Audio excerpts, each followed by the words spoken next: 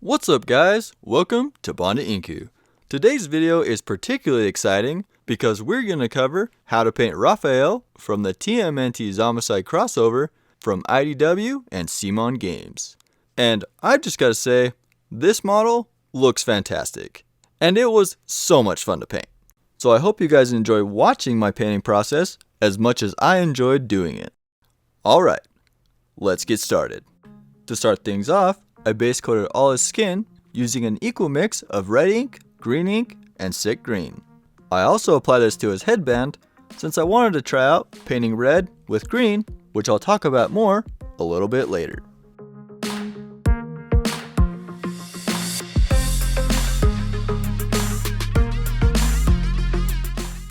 After establishing that base coat, I started applying some basic highlights using sick green, after which I added in some ivory to brighten up the highlights just a little bit more.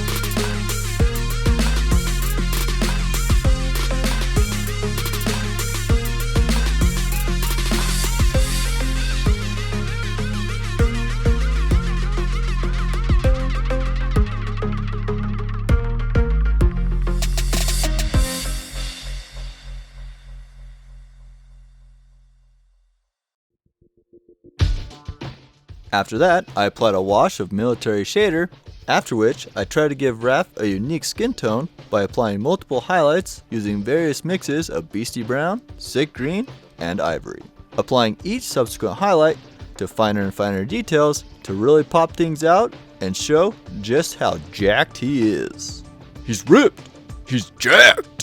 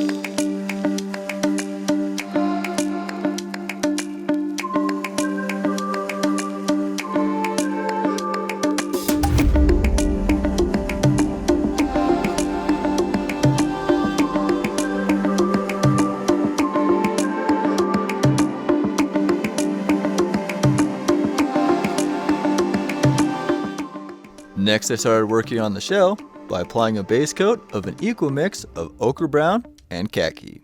I also base coated all his pouches using khaki, but later on I decided to change this to have better contrast, so we're just going to ignore that part for now.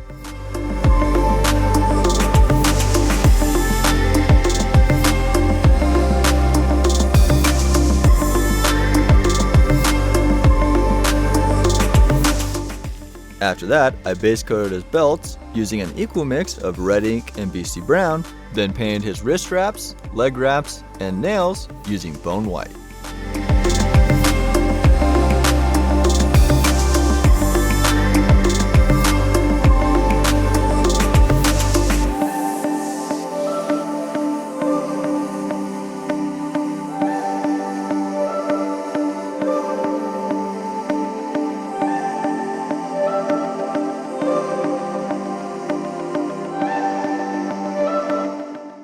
I then applied a wash of strong tone to the shell, belts, and the wraps to seep into those crevices and start accentuating all those details.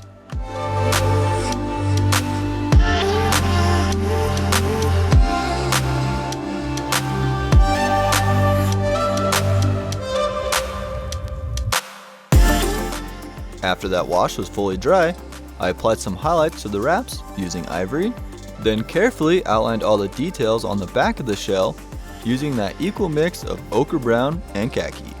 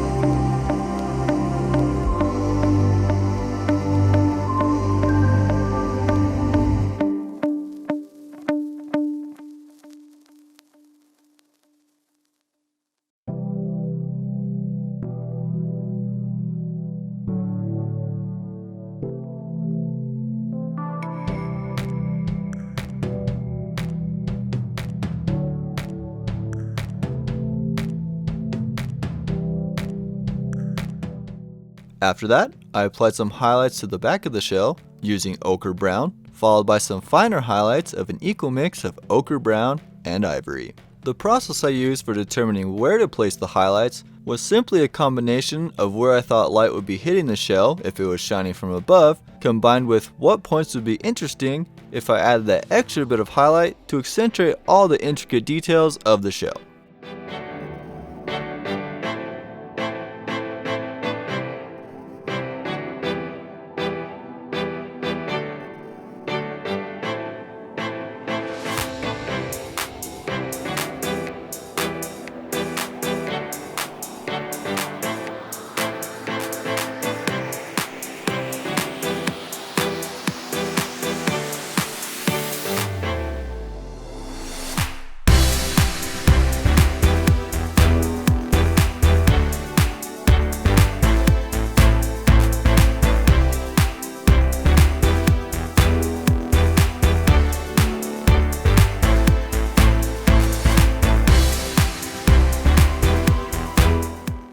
After finishing up the back of the shell, I lightened up that ochre brown and khaki mix with a little bit of ivory and started applying highlights to the front of the shell.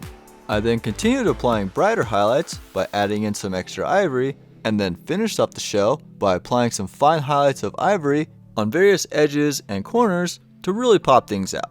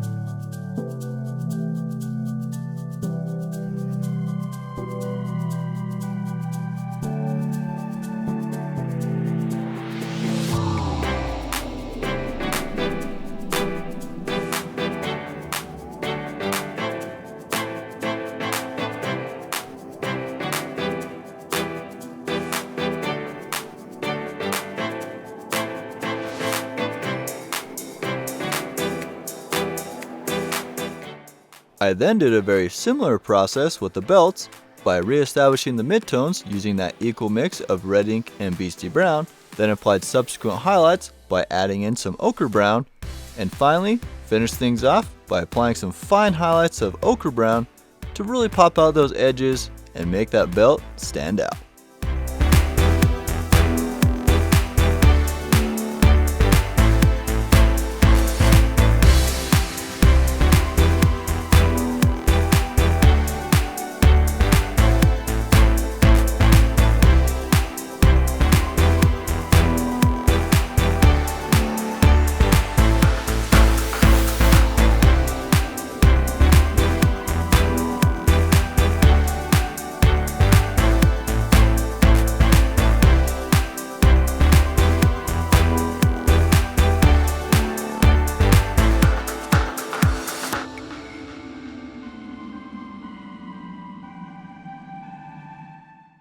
Next, I base coated his armor plates using a 2-to-1 mix of turquoise and black.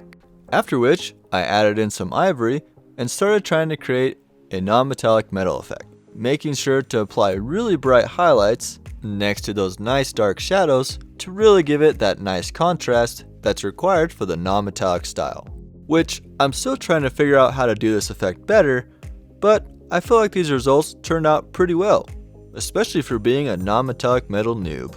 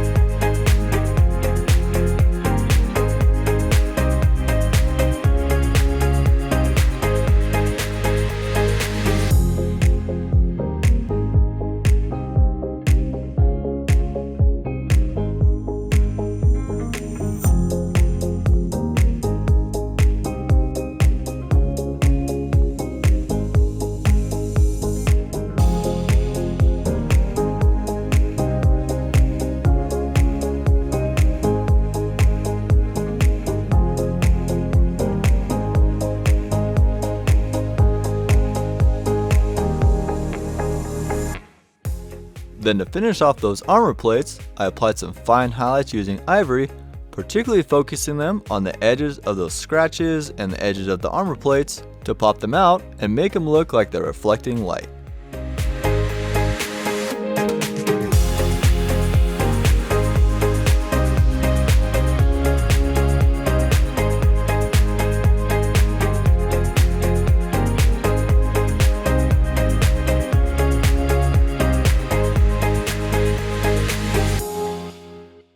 Then after finishing up that blue armor, I basically repeated that same process using whole red and ivory to paint the armor on his knees, elbows, and hands.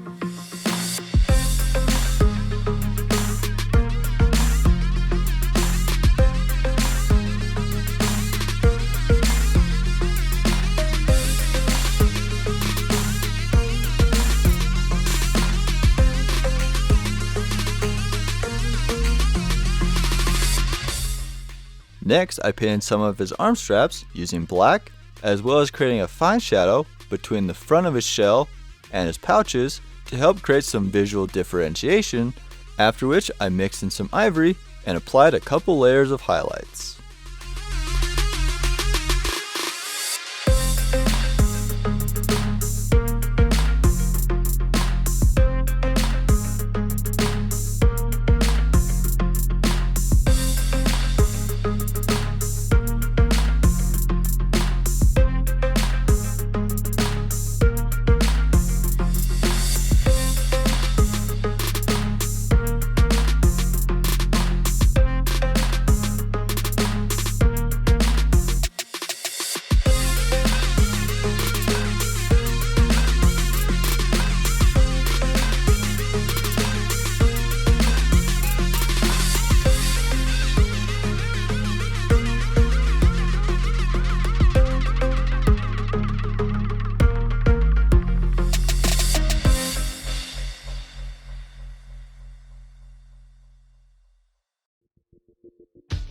Then at this point, I was noticing that the pouches were looking kinda dull. They were blending in with the shell and just were not looking the way I wanted. So I mixed together some whole red and Beasty brown and rebase coated all the pouches.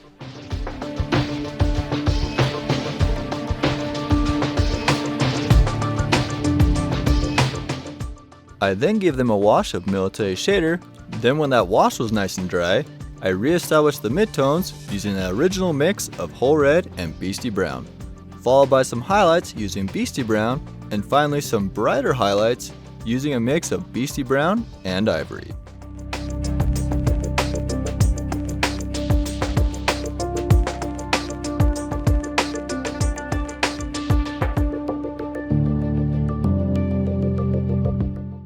I then used mixtures of black and ivory to apply some highlights to those black areas.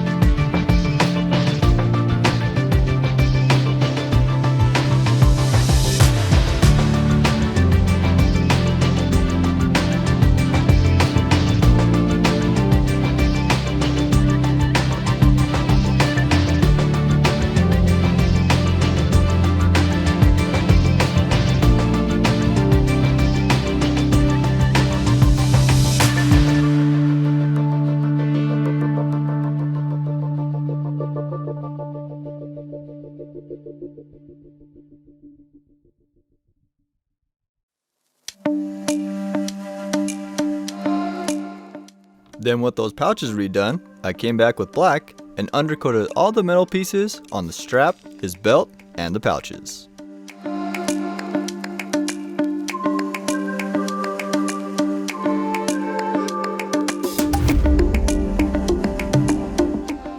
After that, I used various mixes of black and ivory to start making that non-metallic metal effect.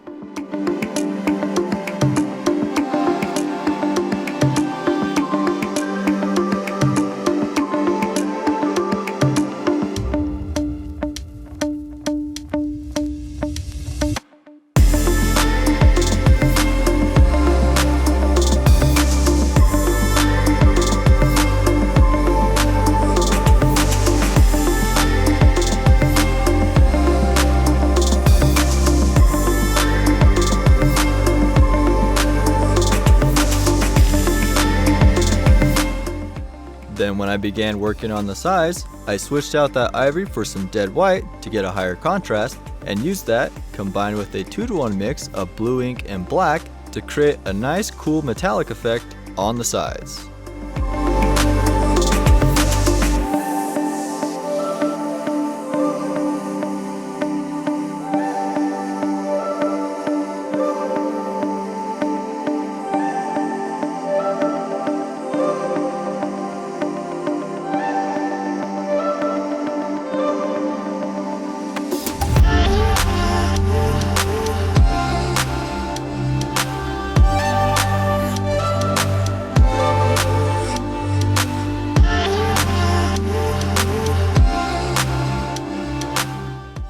then went back over the smaller metallic pieces with dead white to add that final highlight and make those metallic bits really pop out. To do this, I simply applied some very fine highlights to the center of the light reflections and to the edges of each metal piece.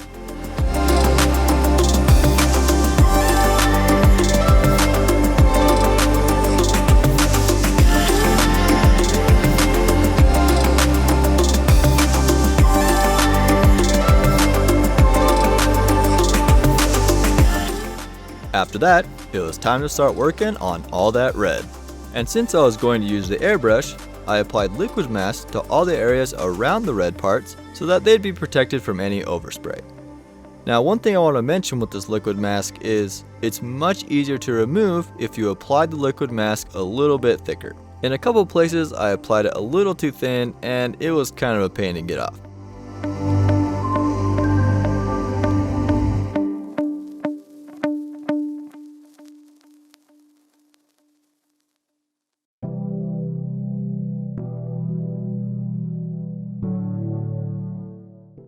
Then after applying that liquid mask, I grabbed some Saran wrap and wrapped that around the larger areas of the model. Then came back with liquid mask and applied it over any areas that were a little bit harder to cover with the Saran wrap.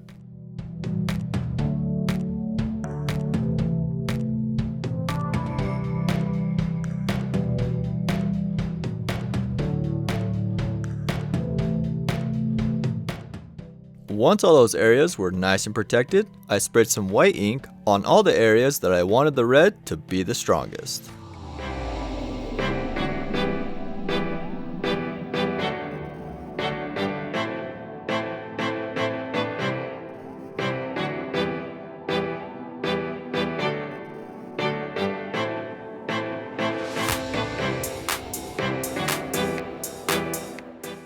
I then applied multiple coats of red ink until I got the red to look how I want it. You'll notice here that because the red ink is a more transparent paint, the green areas end up being a nice deep red, creating some nice looking shadows.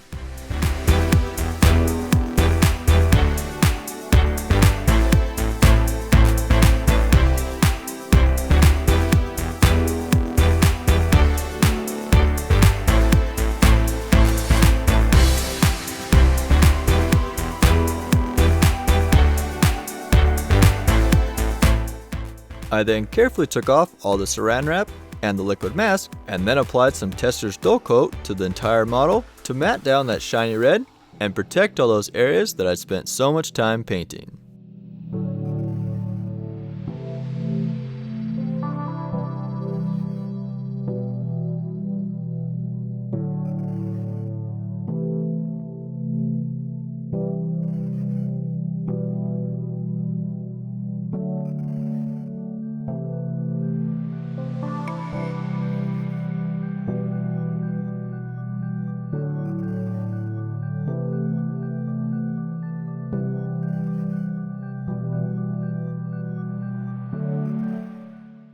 Next, I applied some colored red base to all the remaining red areas and applied some initial highlights to the red areas that were just airbrushed.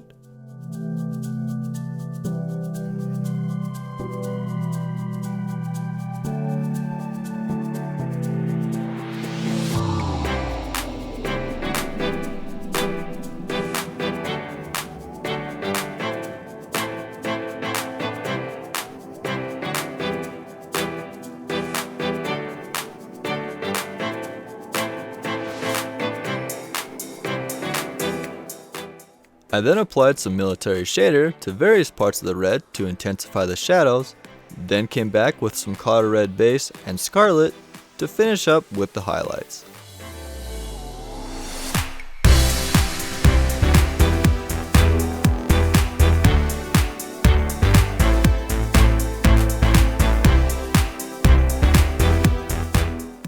Now, my card actually ran out of memory while I was recording this, so here I'm just going to show you where you'd see me applying the highlights if my card hadn't run out of memory. You'll also notice that I painted his eyes, which were done with some dead white.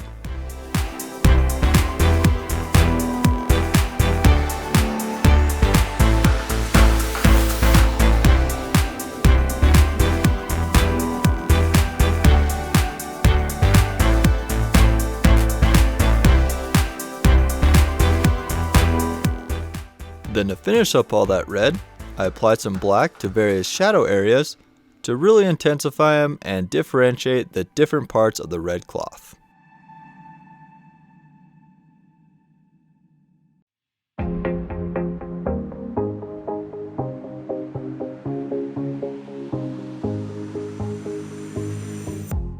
Next, I painted his teeth by applying a base coat of Ivory, a wash of strong tone, and then some highlights, once again using Ivory.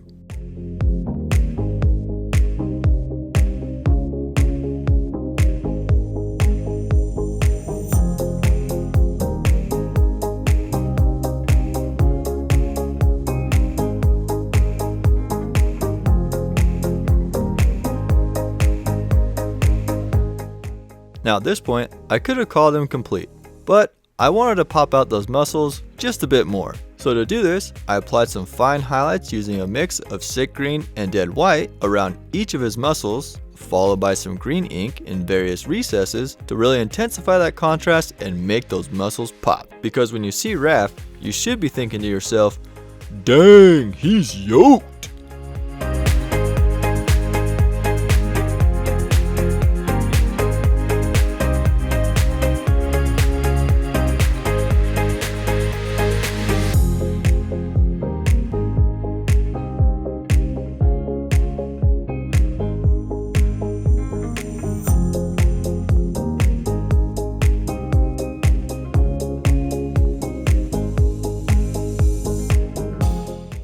Then with the paint job complete, I protected all that hard work with a couple coats of Glosscote, followed by some Dullcote to get the look that I wanted.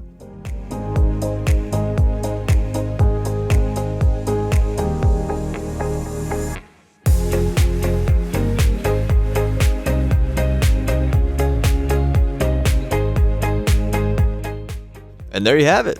There's the Banda Inku way to paint Zombicide Raphael.